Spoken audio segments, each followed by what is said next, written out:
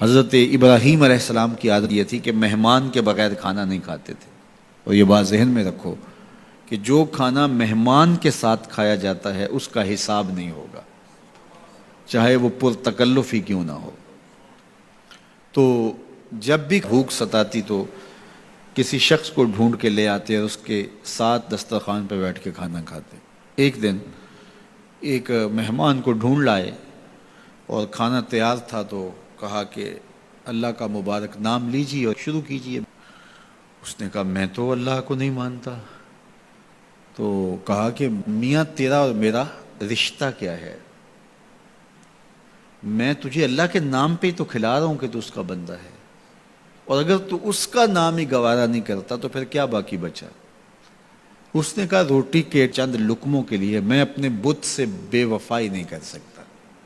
میں بتوں کا پجاری ہوں اور مجھے بھوک بھی لگی ہے، لیکن میں اپنے بتوں سے بے وفائی نہیں کر سکتا. تو حضرت ابراہیم نے فرمایا تو اتنا غیرت مند ہے، اپنے بتوں کے ساتھ تیری یہ وفا ہے، تو سن پھر میں بھی اللہ کے نام کے علاوہ تجھے ایک لقمہ نہیں دے سکتا.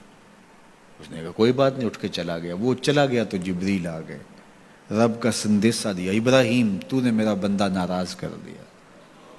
یا اللہ وہ تیرا بندہ تھا، تیرا نام لینا گوارا نہیں تھا. کہا ابراہیم اس کی عمر کتنی ہوگی؟ مالک 70-80 کے پیٹے میں ہوگا. تو کہا اتنا عرصہ ہو گیا نا کہ میں اس کو دے رہا ہوں، تم ایک دن نہیں کھلا سکے.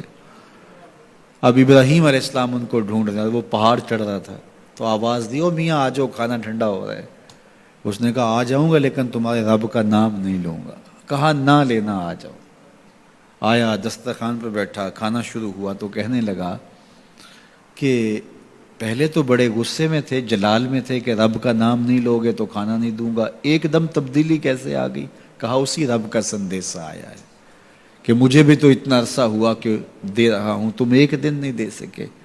تو اس نے کہا تیرا رب اتنا مہربان ہے تو مجھے بھی اس اپنے رب کا غلام بنا لے.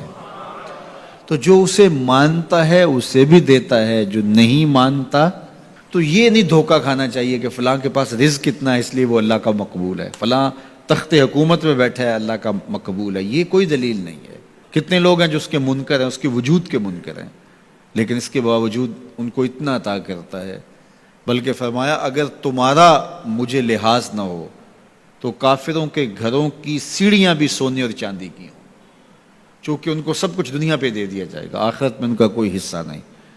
لیکن مسلمان کہیں گے ہم تو پھر مار ہی دیے گئے. تو تمہاری دل جوئی مقصود ہے، تمہارا لحاظ ہے، ورنہ ہم ان کو اتنا دیں کہ ان کے گھروں کی سیڑھیاں بھی سونے اور چاندی کی ہوں. یہ فرعون جو تھا جس نے خدائی کا دعویٰ کیا، بلکہ کہا آنا ربکم الاعلی، میں تمہارا بڑا رب ہوں، اور اپنی پرستش کرواتا تھا. ساری زندگی کوئی بیماری تو دور کی بات ہے اس کے سر میں درد بھی نہیں ہوا تھا. رزق اللہ اسے بھی دیتا ہے جس سے وہ پیار کرتا ہے، اسے بھی دیتا ہے جس سے وہ پیار نہیں کرتا.